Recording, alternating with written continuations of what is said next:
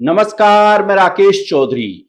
हरियाणा की सियासत में एक ऐसा बयान आया है जिसने राजनीतिक गलियारों में हलचल तेज कर दी है। एक तरफ पूर्व मुख्यमंत्री और नेता प्रतिपक्ष भूपेंद्र सिंह हुड्डा, तो दूसरी तरफ इनेलो नेता अभय सिंह चौटाला, और अब दोनों के बीच की राजनीतिक लड़ाई कानूनी लड़ाई में बदलती दिखाई दे रही है। अभय चौटाला ने भूपेंद्र सिंह हुड्डा पर गंभीर आरोप लगाए हैं। आरोप ये हैं कि हुड्डा अपने ऊपर चल रहे मामलों को लेकर बीजेपी के शीर्ष नेतृत्व के संपर्क में हैं और बीजेपी के लिए काम कर रहे हैं।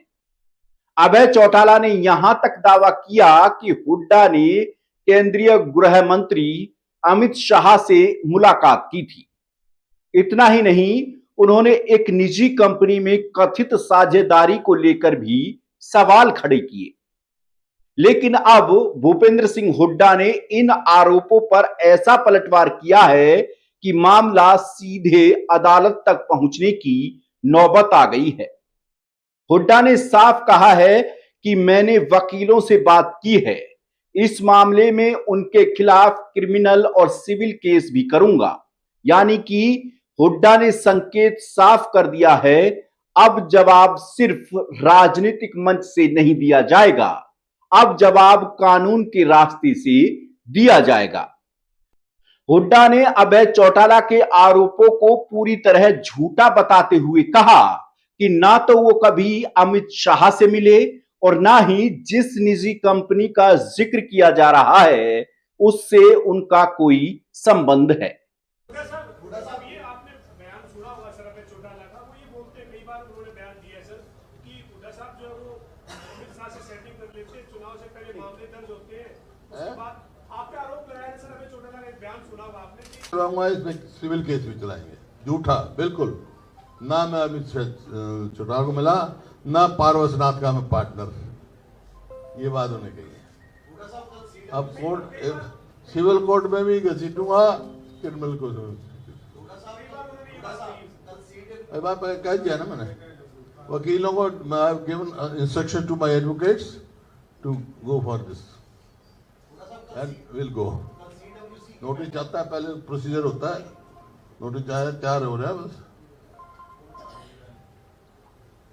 अब सवाल उठता है, आखिर अभय चौटाला ने ये आरोप किस आधार पर लगाए हैं?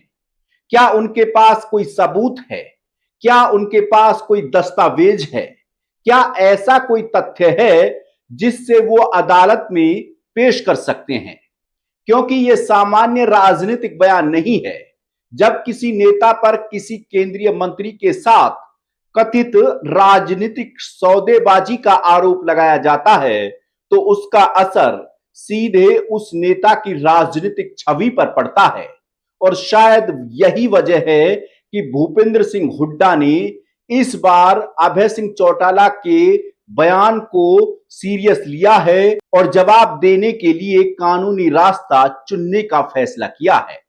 लेकिन कहानी का दूसरा पहलू भी उतना ही महत्वपूर्ण है।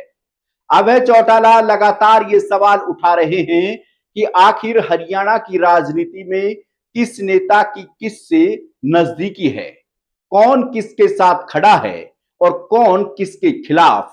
यानी ये सिर्फ हुड्डा और अभय चौटाला की लड़ाई नहीं है, ये लड़ाई हरियाणा के विपक्ष के भीतर चल रही राजनीतिक खींचतान को भी सामने ला रही है। एक तरफ कांग्रेस बीजेपी सरकार पर लगातार हमलावर है, दूसरी तरफ इनेलो नेता कांग्रेस के वरिष्ठ नेताओं पर बीजेपी से नजदीकी के आरोप लगा रहे हैं। अब हुड्डा का पलटवार इस लड़ाई को और दिलचस्प बना रहा है, क्योंकि हुड्डा ने सिर्फ आरोपों को खारिज नहीं किया बल्कि क्रिमिनल और सिविल केस करने की बात कहकर अभय सिंह चौटाला को कानूनी चुनौती दे दी है। अब देखना यह है कि अभय चौटाला का अगला कदम क्या होगा। क्या वो अपने आरोपों को दोहराएंगे, क्या वो कोई नया सबूत सामने रखेंगे, या फिर हुड्डा की कानूनी कार्रवाई के बाद वो विवाद अदालत की प्रक्रिया में प्रवेश करेगा।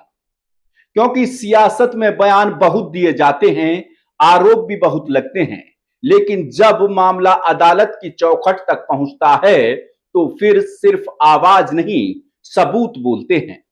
इसलिए अब हरियाणा की जनता की नजर इस बात पर होगी कि इस सियासी टकराव का अगला अध्याय क्या होता है। हालांकि पूर्व मुख्यमंत्री भूपेंद्र सिंह हुड्डा की ओर से लीगल नोटिस भेजने की बात पर अभय चौटाला ने जवाब भी दिया है। अभय चौटाला ने कहा कि भेज लेने दे हुड्डा ने लीगल नोटिस, फिर हुड्डा को देखता हूं। यानी कि देखा जाए तो पूर्व मुख्यमंत्री भूपेंद्र सिंह हुड्डा के लीगल नोटिस भेजने के बयान के बाद अभय सिंह चौटाला उनकी चुनौती को एक तरह से स्वीकार कर रहे हैं। अब इन सवालों के जवाब आने वाले दिनों में हरियाणा की राजनीति की दिशा और इस पूरे विवाद की तस्वीर दोनों साफ कर सकते हैं। फिलहाल इतना तय है, बयानबाजी का दौर खत्म होता नहीं दिख रहा है। अब बारी जवाब और सबूत की है, और अगर ये लड़ाई सचमुच अदालत तक पहुंचती है तो हरियाणा की सियासत में इसका असर दूर तक दिखाई देना तय है। अब देखना यह होगा कि भूपेंद्र सिंह हुड्डा जब इस लड़ाई को अदालत की चौखट तक ले जाएंगे तो अभय सिंह चौटाला उसको किस तरह से डिफेंड करेंगे। ऐसे में आप इस खबर को लेकर के क्या सोचते हैं, हमें कमेंट में बताएं और हमारे चैनल को सब्सक्राइब करें। नमस्कार।